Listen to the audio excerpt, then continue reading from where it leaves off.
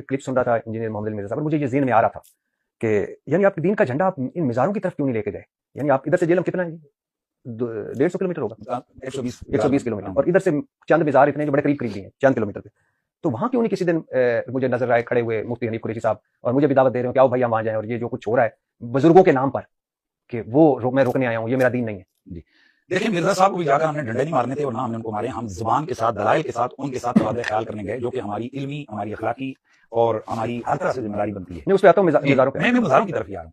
हम मज़ारात के ऊपर होने वाली खुराफात को रद्द कर सकते हैं, उसके खिलाफ आवाज उठा सकते हैं, और शायद पाकिस्तान में हनीफ कुरैशी वो शख्स है कि जितने औलियाए किराम के खिलाफ बोलने वाले लोग हैं, जो मिर्जा कहता है कि मैं बड़ा चैंपियन हूं, हमने उससे कहीं ज्यादा कुव्वत के साथ इन खुराफात और बिदअत के हवाले से आवाज उठाई। आप मज़ारों को छोड़ें, हमारे जो तंजीम दावत इस्लामी के साथ जो बुनियादी आवाज हो, तो पिछले साल 26 रमजान के ऊपर जो उनकी कुछ लोगों की तरफ से कुछ खुराफात का मुजाहरा किया गया, उस पर हमने तनकीद की, तो उसके बाद फिर ये दूसरी तरफ से काम शुरू हुआ। तो इसलिए हम बमांगे दौल कहते हैं, आले सुन्नत व जमात का हरगिज़ ये मसलक नहीं है। हम किसी भी मज़ार के आगे झुकने को, उसको सजदा करने को, उसके तवाफ करने को, अच्छा, मिज़ार पे क्या ठीक नहीं समझते? हाँ, सजदा करना और उस मज़ार का तवाफ करना, वहां जाकर चंग भांग भरस भांग भंगड़ा ढंगड़ मंगड़, ये सब चीजें खिलाफ शरीयत हैं। इनका इस्लाम में कोई इनकी नहीं है। औरत मर्द का इख्तिलात हो, ये नाजायज है। मामनशियात का इस्तेमाल हो, ये नाजायज है। नमाजों का तर्क किया जाए, ये नाजायज है। रोजे खाए जाएं, ये नाजायज है। हर वो काम जिससे अल्लाह और उसके रसूल ने रोका है, हम उसको रोकेंगे। जुर्म है, चाहे बाजार में हो या मज़ार पे। रसूल सल्लल्लाहु अलैहि वसल्लम का ने फरमाया, सही मुस्लिम में हदीस 2245, हज़रत सल्लल्लाहु अलैहि वसल्लम ने फरमाया, मैं तुम्हें मना करता हूँ कब्रों को पक्का करने। ठीक, आप मुझसे ज्यादा मैं तुम्हें मना करता हूँ कब्रों को पक्का करने,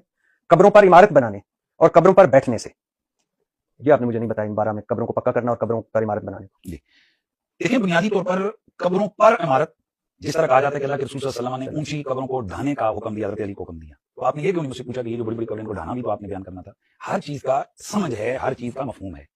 अल्लाह के नबी सल्लल्लाहु अलैहि वसल्लम ने मज़ारात के ऊपर मेले ठेले लगाने से मना किया है, और मज़ारात वैसे मेला ठेला भी आपने नहीं बोला था। नहीं, भांग मंगड़ा ये उसी का, ये भांग मंगड़ा उसी का। अच्छा ठीक, मेला ठेला जो है उससे अल्लाह के रसूल सल्लल्लाहु अलैहि वसल्लम ने मना किया है। और हमारे यहाँ मेले ठेले से मुराद ये है कि ऐसा तर्ज अमल मज़ारात पे कि लड़के लड़कियां इख्तिलात हो रहा है, माल दौलत का इख्तिलात। सर मैं वो सुन चुका हूँ। मैं तुम्हें मना करता हूँ कब्रों को पक्का करने, कब्रों पर इमारत बनाने और कब्रों पर बैठने। जी सही है, इन तीनों से आप बिल्कुल हम ये कहते हैं कि इसको आपके पूरे ब्लॉग में काफी मैंने सुने मिज़ारात पे, उसमें ये नहीं थे कि कब्रों को पक्का ना करो, कब्रों पर इमारत ना बनाओ, ये नहीं था।